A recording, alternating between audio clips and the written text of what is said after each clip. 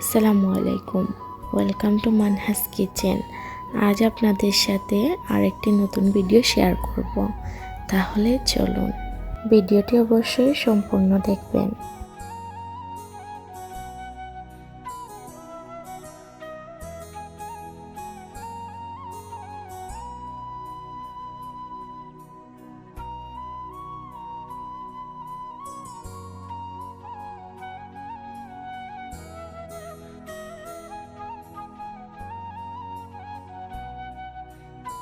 আজ আপনাদের সাথে শেয়ার করব খুদে শাকের রেসিপি। এই শাকটি আমাদের অঞ্চলে খুব প্রচলিত একটি শাক। আপনাদের যার যার অঞ্চল থেকে কী নাম বলে অবশ্যই কমেন্টে জানাবেন। শাকের মধ্যে যে বড় বড় ডাঁটা আছে তা আমি সব কিছু ছাড়িয়ে নেব এবং খুব অল্প পরিমাণে ডাঁটা রাখবো, যেন শাকটা রান্না করার সময় একেবারে ভেঙে না যায়।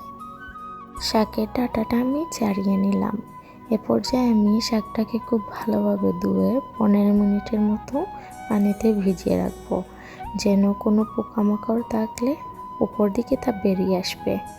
শাক রান্না করতে আমার যা যা উপকরণ লাগবে: পেঁয়াজ কুচি, রসুন কুচি, সাথে কাঁচামরিচ কুচি। আপনারা কিন্তু অবশ্যই রসুন কুচির পরিমাণটা একটু বাড়িয়ে দেবেন, কারণ শাকের রসুন কুচিটা খেতে খুব ভালো লাগে। 15 মিনিট পর আমি শাক থেকে পানি ঝরিয়ে নিলাম। এ পর্যায়ে আমি রান্নার জন্য প্রস্তুত করব। তার জন্য দিয়ে দিলাম পেঁয়াজ কুচি, রসুন কুচি এবং কাঁচামরিচ কুচি। দিয়ে পরিমাণ মতো লবণ দিয়ে একটি ঢাকনার সাহায্যে ঢেকে রান্না করব। শাক রান্না হচ্ছে, এর ফাঁকে আমি ভর্তাটা করে নেব। তার জন্য আমি প্রথমে শুকনো লঙ্কা বেটে নেব, তারপর দিয়ে দেব চেপা শুটকি এবং পরিমাণ মতো রসুন দিয়ে খুব ভালোভাবে বেটে নেব।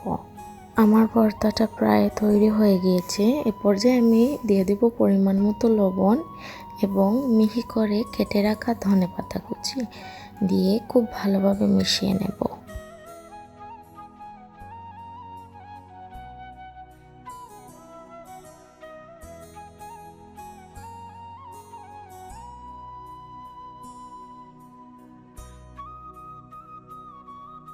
ভর্তাটা দেখেই কিন্তু খুব লোভনীয় মনে হচ্ছে।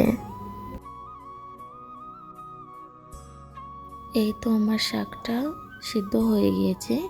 আমি কিন্তু কোনো প্রকার তেল ছাড়াই শাকটা রান্না করব। শাকটা কিন্তু সেদ্ধ হওয়ার পর আপনারা পেঁয়াজ এবং রসুনটাকে শাকের মধ্যে খুব ভালোভাবে মিশিয়ে দেবেন। তারপর একটি ঘুটনির সাহায্যে শাকটাকে থেতো করে নেব।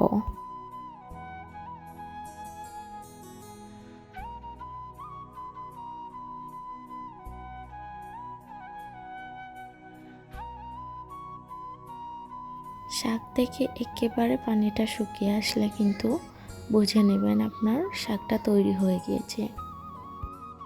সর্বশেষে তৈরি হয়ে গেল খুদে শাকের রেসিপি এবং সাথে শুকনো লঙ্কা দিয়ে চেপা শুটকির ভর্তা।